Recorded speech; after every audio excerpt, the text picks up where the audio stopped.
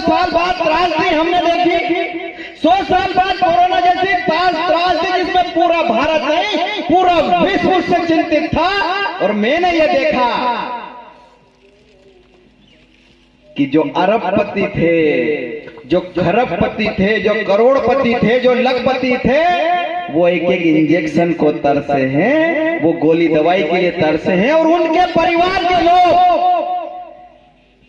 उन्हें हाथ भी नहीं लगा पा रहे थे, दूर से ही रोटी ऐसे फेंक के दे रहे थे कि खा ले, तुझे कोरोना हो गया।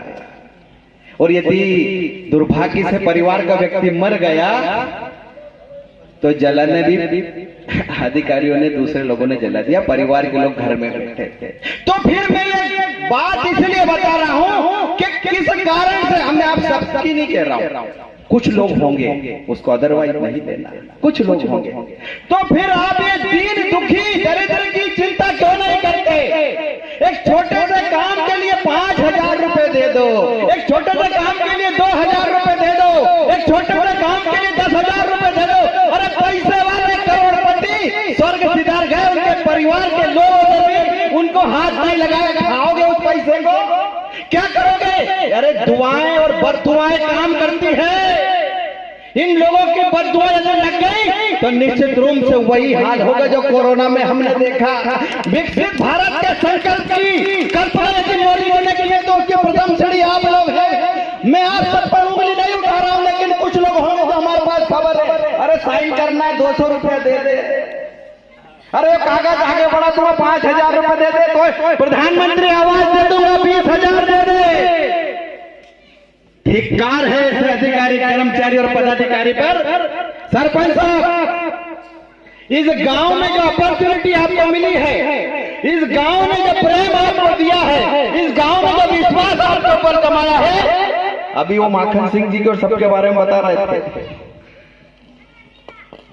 जब आप 50 साल के हो जाओ ना, तब यदि जनता ये बोल दे कि गजब का सरपंच बना था कपिल भाई, निश्चित रूप से आपने काम किया है, तब जाकर आपकी सरपंची सार्थक होगी। और लेट मत हो जाना। ये जसवंत भाई है ना, सब जानते होंगे, ये कांग्रेस से आए हुए नेता है हमारे। और जब ये इन्होंने घटना सुनाई ना, ये दिल्ली गए थे, उस समय कांग्रेस की सरकार थी और ये कांग्रेस में थे।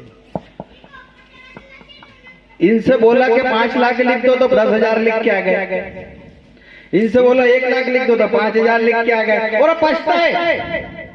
इनसे बोला कि उस योजना में नाम लिखा दो, घर के दूसरे लोगों के पैसा आए तो इनके नहीं आए तो फिर पछता है।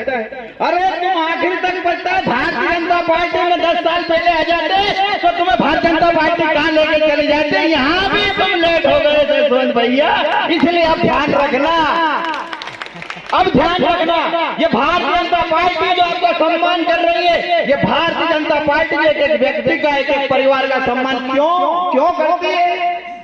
हमारे पास कोई फुर्सत में नहीं है।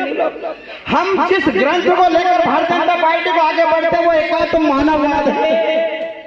एकात्म मानववाद पंडित दीनदयाल उपाध्याय का लिखा हुआ है, और उसमें बताया कि समाज की अंतिम पंक्ति में बैठे व्यक्ति की चिंता कर लो, ये भारत तो विश्व गुरु अपने आप बन जाएगा। उस संकल्प को लेकर मोदी जी ने यात्रा निकाली है कि अंतिम पंक्ति में बैठे व्यक्ति की चिंता कोई करेगा तो निवेदन अधिकारी कर्मचारियों से, निवेदन जनप्रतिनिधियों से कि आपस में तालमेल बनाकर ये दीन दुखी गरीब की चिंता कर लो।